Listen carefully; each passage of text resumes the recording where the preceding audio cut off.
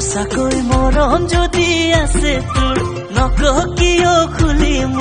মুখত এটা পেটত এটা বুজিনো কেনেকে তোৰ